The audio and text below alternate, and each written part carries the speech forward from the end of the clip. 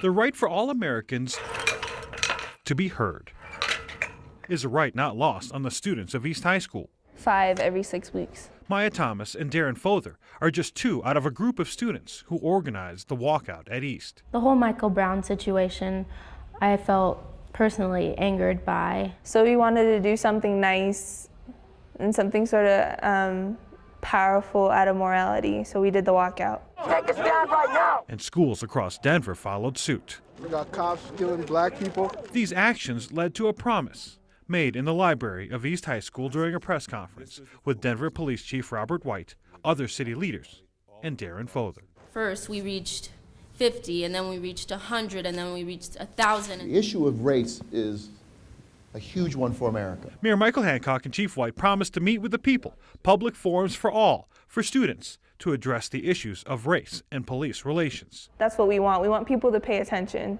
We want people to talk about what's going on out there. I am absolutely listening. Chief White says it's key to create a good relationship with students. If we can get them engaged now and let them know that we value their voice, when they become adults, the chances of us having a better relationship as a government, and specifically as a police department, is going to be much greater. White says across the city, officers must make a better effort to go into the neighborhoods to reach out to students. In other words, they want to know who the officers are. And the key to our job in being successful is people knowing us and trusting us and us treating them with dignity and respect. What we do reflects on what happens in the future. So if we want our future to be different, we have to make it different. Exercising their right to be heard. So I definitely think they listen to us, Chief White especially. Fighting for a nation that is truly for all. Nelson Garcia, 9 News.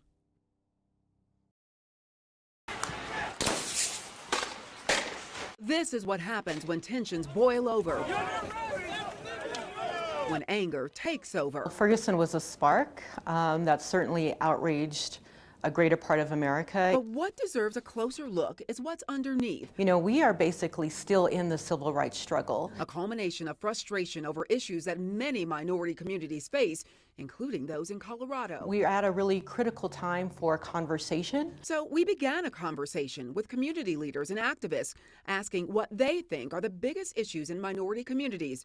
It's a big question with no shortage of answers, beginning with education. The graduation rates are horrible. I mean, you're talking less than 50% even here in Colorado for boys of color. As an educator and founder of the Sims-Fayola International Academy, Dedrick Sims has seen the first-hand deficits in education for minorities. They walked through the doors 3 and 4 and 5 grade levels behind. Not helped, he says, by linear ways of teaching that don't take into account families and tough circumstances.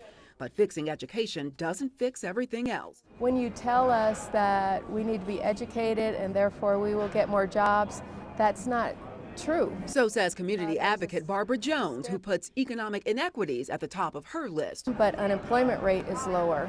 Home ownership is lower. The same type of economic disparities echoed by Republican political analyst Ryan Frazier. There's a huge gap. White business owners, on average, small business owners, bring in over $400,000 on average. If you look at black business owners, small black business owners, that number is below 80,000. If education and the economy rank as the first 2 challenges, he says political engagement is right up there with them, an issue that his Democratic counterpart James Mejia agrees is a problem. Well, people of color are not as big a participant as they need to be. You can't create your own destiny unless you are part of the government that is working on the public policy that affects your community. I think the root of all this is our system of education. Frazier, on the other hand, points back to the economy. Oftentimes, minority communities aren't seeing a lot of the same benefit that other communities are. Not trusting that they'll get the same benefit.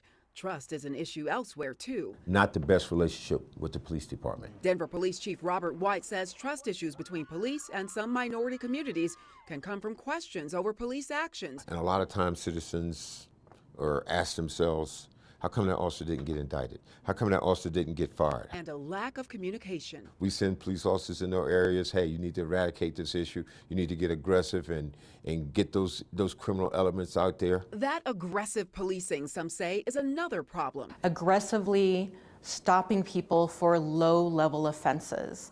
We saw this with the Eric Gardner case in New York. So he was stopped for selling cigarettes. A situation that escalated into a deadly confrontation, Lisa Calderon of the Colorado Latino Forum says it also leads to higher incarceration rates for minorities. Black and Latino males in particular are at the higher rate of being contacted by police, a higher rate of being stopped and searched, higher rate of being prosecuted. Just one in a list of concerns from minorities who say these issues affect everyone. Because it's an American issue.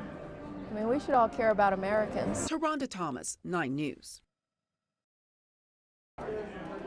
From education to the economy to shaky relationships with police, there are tensions going on today. These leaders and activists laid out their biggest concerns for minority communities. But what good is it to bring up a problem without also offering a solution? That's the task here, to start making things right. This is the time to actually get involved, to have your voice at the table. And as we found, no issue is isolated. Community advocate Barbara Jones says minorities aren't making enough strides in the economy, but she thinks political engagement could lead to better lives. But we need to continue to vote. We need to run for office. We need to get on boards, and we need to get engaged so that our social impact, as being Americans or living in the country, in the United States of America, will be greatly improved. Republican Ryan Frazier linked economic inequity to voter apathy, and he says politicians and voters share the responsibility to correct the problem. And I think that, those are conversations that Republicans have to continue to do a better job of engaging, not just sitting back and waiting for minority voters to come to them. Democrat James Mejia, on the other hand, thinks political participation will increase if schools make it a priority. So I think it goes back to really concentrating on our education system, making sure that we're learning not only reading and writing and arithmetic, but civic responsibility. As an educator and founder of the Sims Fayola International Academy, Dedrick Sims also wants to see other changes in education.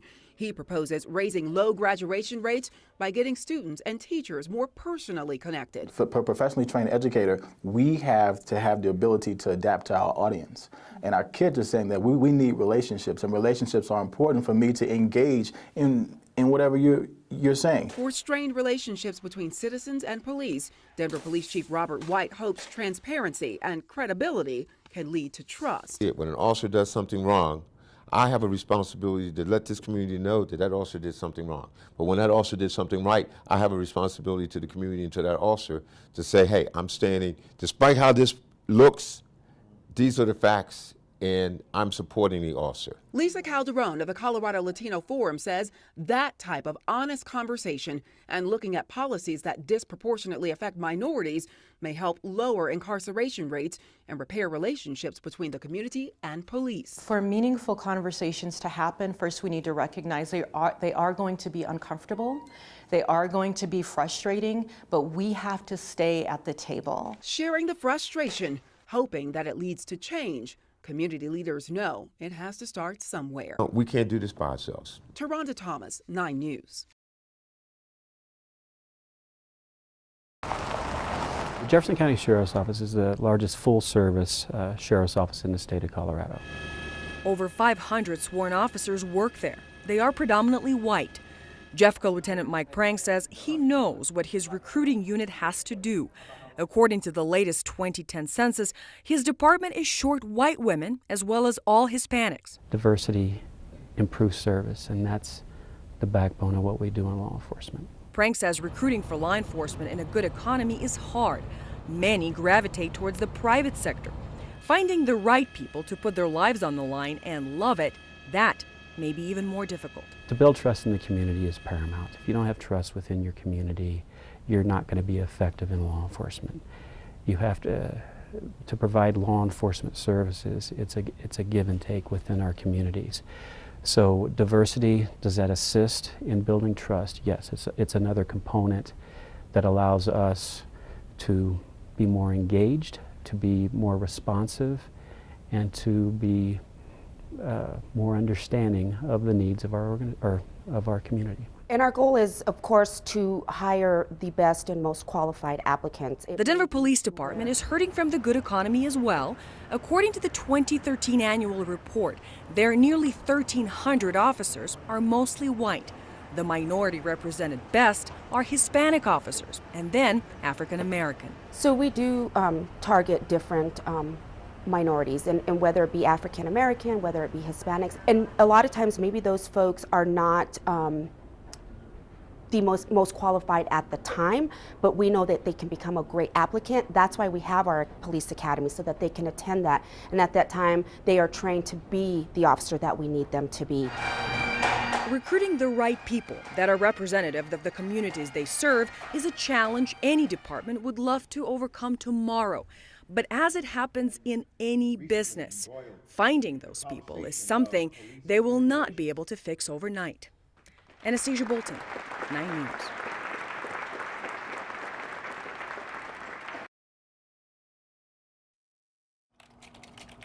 Issues facing women. Women are still earning about 75% for every dollar that a man earns. Issues facing minorities. It's historical. It definitely is historical. It's generational from the time of slavery. One group is facing them both. To experience both racism and sexism, it's a heavy burden. Women of color, a double minority. Dr. Hillary Potter, author, criminologist, and associate professor at the University of Colorado Boulder, has spent years researching the concept and how it affects women of color. Especially if we are dealing with a lot of what's more so racial microaggressions nowadays as opposed to overt racism and sexism. In the workplace, gender and racial stereotypes can collide in two very different ways for African American and Latina women. So the whole strong black woman, in some cases it's positive for us as black women, but in other cases it can be a detriment. Especially, she says, when strong personalities are misconstrued. For black women, the stereotype that we are always angry. As CEO of Mikasa Resource Center, Christine Marquez Hudson has seen a different cultural perception affect Latinas in the workplace. Latinas in general are very strong, especially at home, but sometimes are discouraged from being strong outside the home by their own culture. Perhaps one of the factors leading to disproportionate unemployment figures for Hispanic women. The unemployment rate for Hispanics as compared to the general population is 3% higher. Amongst Hispanic women versus all women, it's 4% higher. Also uneven, according to Potter, the effects of domestic violence on women of color. Latinas, Native American women, and black women have higher victimization rates with rape, sexual assault, as well as intimate partner abuse. More likely to be victims, she says, and less likely to get help from police or shelters. We're not being seen as even victims when we are victims of crime, or as a true victim, particularly if we were fighting back in that situation. Potter thinks changing the statistics begins with acknowledging that women of color add different perspectives that need to be included. So we need to recognize that there's an intersectionality going on here, and that when we talk about, when we just say women, that may not be representing all women, that we may be thinking only of white women really, and that we're actually ignoring the experiences of women of color. It begins, she says, with having a seat at the table, on boards, in workplaces. Getting our voices out there. We need to